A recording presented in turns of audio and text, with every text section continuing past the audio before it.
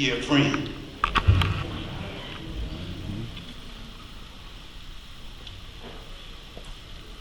We stepped in Marcy Jones Elementary School together.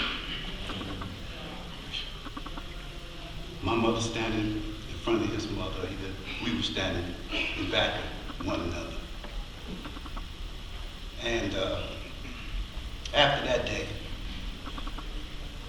we became friends. And from that point on, we played basketball for Jones Elementary. We was in the drill team together. We fished together. We spent a lot of time together. And I'm gonna let y'all in on a little excuse me, on a little secret. When he finally did learn how to Chicago step,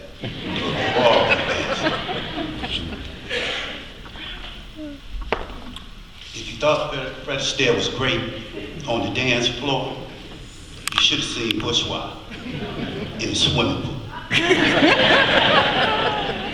He was like butter. Outstanding swimmer. So to my friend and all the guys that's sitting over there from the basketball team, stand up for a minute. That's all right.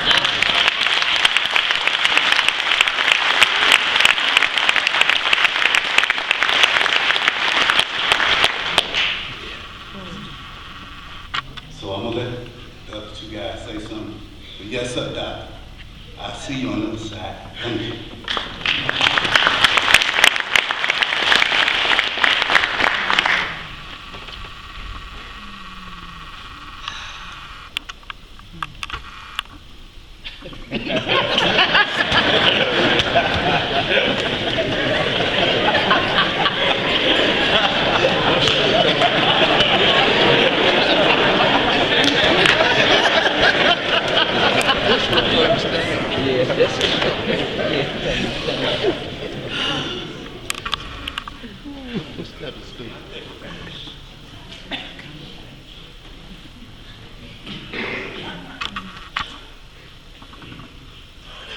John Cruz was the craziest guy I ever seen walking in my life.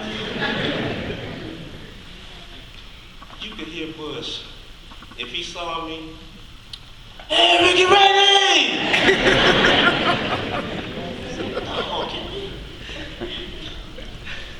He was just a bundle of joy, just always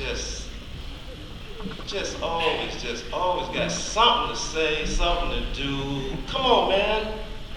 Come on, let's go to the store. No, we just went to the store about an hour ago. I'm still hungry, man. I mean, he was just one of the best guys you would ever meet in your life. He'd do anything for you. But just don't make him mad, don't cross him. That's all I say. Outside of that, Bush was beautiful. I'm calling him Bush because that's all I know. I know his name is John Cruz and all that, but I know him as Bush. And he was just an outstanding guy. So that's about all I can say.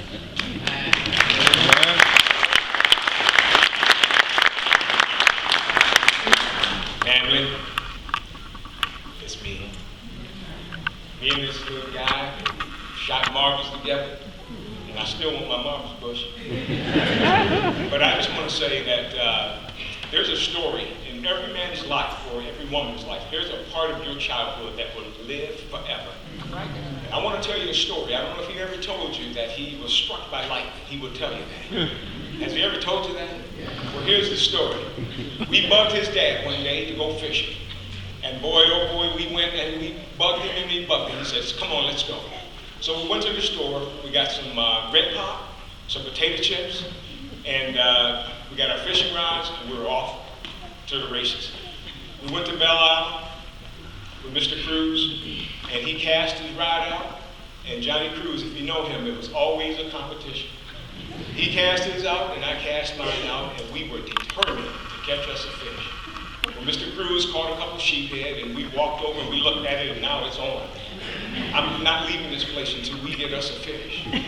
So, as we were fishing, we looked in the distance, and we could see that the clouds were rolling in. The thunder and the lightning was rolling in. Me and Bush was just sitting there, we were determined to get this fish. But we looked up at Mr. Cruz. If you know him, if you don't get yourself together, he'll leave you. So he looked at us and said, y'all better come home. We fished and we fished until the last minute when all of a sudden, it was detrimental. The wind started picking up. I grabbed the paper bag, the potato chips in the pot. He grabbed the metal tackle box, the metal stringer with the fish on it, and off we went. Now, I don't know about you, but I understood that electricity and metal don't go good together. But he grabbed that and off we went. And all of a sudden the wind kicked up and the rain started coming and the thunder and the lightning, and we started screaming and crying and hollering. He fell down, I fell down, and next thing I know, we got back up, and next thing I knew, boom! And this big bright light hit us. And this is the truth. If he's ever told you this is a true story. Boom! And it hit us. I went flying one way and Johnny went flying the other way. And after all was said and done, I picked up my bag, because I'm going to take my potato chips in the pot. You know what I'm saying? So I grabbed the bag, and I looked back and I saw Johnny on the ground crying. Well, I was young, I didn't know what to do. I didn't know nothing about CPR and that, so I ran to the car. I got in the car, and Mr. Cruz went out and got him. And I looked back, and as they was coming, Johnny didn't have any pants on. He would tell you that the lightning knocked his pants off. And I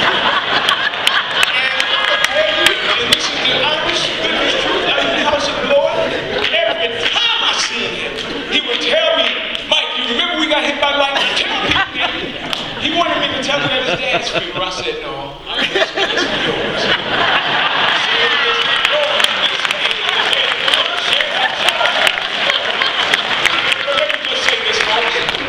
Again, I'm Mike White. I grew up with Johnny Cruz from a little boy. I was always at their house. I was the only one in the neighborhood just about who they would leave at his house when they went away, Mom and Dad. And they trusted me. But here's the biggest thing. The last thing I want to say on this is this. I read that last bullet point on, I think his niece wrote, and he said, he can bring you to a smile at your worst hour. Watch this. I'm walking into the church to bury my brother, when all of a sudden from the distance I hear, Deputy! That's a familiar name. That's a familiar voice. And all of a sudden, for that time, I was hurt. But from that moment, it was just like, boom, it was gone. I called him over, and we said, come on, man, let's. So we started high-fiving and high-slapping, and I forgot all about my brother laying in the coffin. We ended up in the cut behind something, I don't know. He said, Deputy, where we at, man? I said, I don't know, Johnny, we ain't supposed to be back here. There was so much silliness going on for that spirit of time, for that moment in time. And then all of a sudden we talked about the past, about the lightning. He wouldn't never let you get away from that.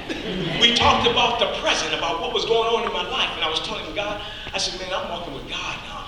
And he was telling me that he was walking with God, and we just had that moment. Then all of a sudden, we start talking about the future.